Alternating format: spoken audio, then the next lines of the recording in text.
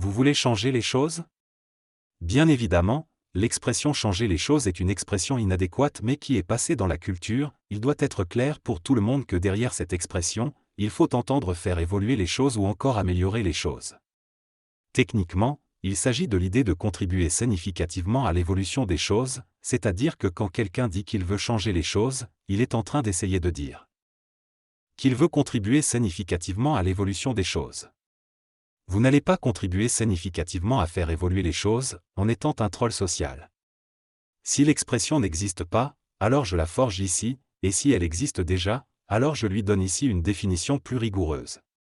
Le troll social, c'est la personne qui croit pouvoir changer les choses, en s'adonnant à l'une ou l'autre des deux stratégies suivantes. 1. La personne va verser dans la critique, dans le jugement et dans la condamnation des choses telles qu'elles se font déjà, ciblant indifféremment les autres en général, ou les différents acteurs impliqués dans le domaine sur lequel elle exerce ses critiques, jugements et condamnations, et ces acteurs peuvent être des acteurs politiques, chefs d'État, ministres, présidents d'institutions, directeurs généraux d'institutions, députés, sénateurs, maires, chefs de partis politiques, etc., des acteurs économiques, milliardaires, multimillionnaires. Est-ce de société, dirigeants de société, grands actionnaires de société, etc., des acteurs culturels, les grands médias, les célébrités du showbiz, les intellectuels ayant de grandes audiences, les dirigeants d'organisations religieuses, les dirigeants d'organisations spirituelles, etc. 2. La personne va cibler les acteurs qui ont du pouvoir dans les choses par rapport auxquelles elle est particulièrement en critique, en jugement et en condamnation, et elle va s'évertuer à essayer de dire à ces acteurs ayant du pouvoir, comment faire les choses. La démocratisation de l'Internet en général, et des réseaux sociaux en particulier, a permis la démultiplication du nombre de trolls sociaux. La seule vertu d'être un troll social, c'est que cela permet d'avoir l'impression de faire quelque chose pour essayer de changer les choses, c'est la seule vertu, et cette vertu n'en est même pas vraiment une, c'est une illusion de vertu. Le troll social fait partie du problème, en croyant cependant faire partie de la solution.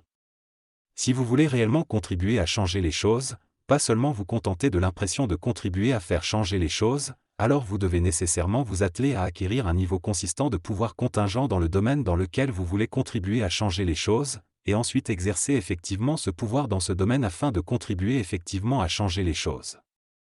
Le troll social devient un troll social. Parce qu'il fuit les efforts colossaux que nécessite la démarche d'acquérir un niveau consistant de pouvoir contingent dans le domaine dans lequel il veut agir. Sans un niveau consistant de pouvoir contingent dans un domaine donné, vous ne pouvez pas contribuer significativement à faire évoluer les choses dans ce domaine. Prenons comme exemple un domaine vague, vous voulez contribuer à élever le niveau de conscience des masses. Nous n'allons pas discuter ici de ce que signifie un niveau de conscience plus élevé, nous allons simplement indiquer les principaux moyens à mettre en œuvre pour que vous puissiez agir significativement dans ce domaine, aussi vague soit-il. Nous indiquons ainsi 3 grands moyens. 1. Vous pouvez devenir milliardaire ou multimillionnaire, et utiliser votre puissance financière pour financer la réalisation, ou soutenir le financement de la réalisation, de films de qualité, de séries de qualité et de musique de qualité qui vont promouvoir dans la culture populaire, les valeurs et les idées qui vous semblent nécessaires à faire intégrer pour élever le niveau de conscience des masses. 2. Vous pouvez devenir un enseignant spirituel ayant le niveau de talent nécessaire en communication et en persuasion, et ayant la force de production nécessaire en volume de contenu, pour que vos livres, vos vidéos et vos audios touchent régulièrement de larges et vastes audiences, jusqu'à ce que des masses de plus en plus importantes de gens, adoptés, intègrent les idées et les valeurs que vous transmettez dans vos contenus. 3. Vous pouvez devenir le super-héros, je n'ai pas dit super-héros, d'un enseignant spirituel qui a un enseignement de grande qualité, mais qui, pour quelque raison, ne s'investit pas dans l'effort d'atteindre les masses et de persuader les masses.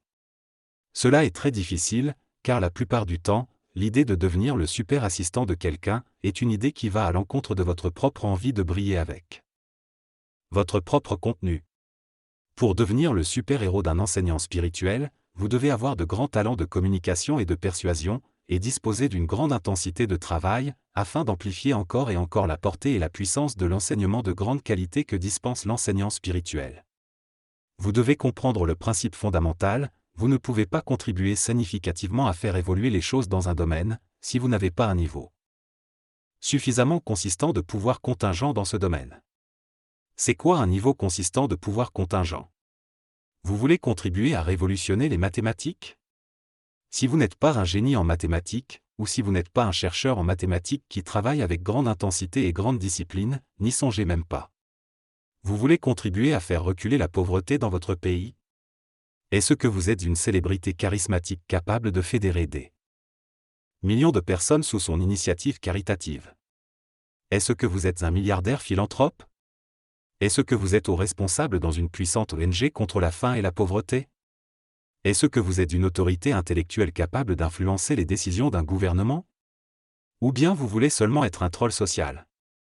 Sachez qu'il n'y a aucune honte à accepter votre condition si elle est modeste, vous occupez de votre propre vie, essayez d'avoir assez de pouvoir financier pour prendre soin correctement de vos besoins et de vos désirs, essayez d'avoir assez de force psychologique pour vous occuper de votre propre bonheur, vous intéresser aux choses qui vous dépassent, pour les comprendre et non pour critiquer, juger et condamner, il n'y a pas de honte à cela, bien au contraire c'est une noblesse réelle que de savoir vivre à la mesure de vos capacités, et de travailler patiemment à cultiver vos capacités.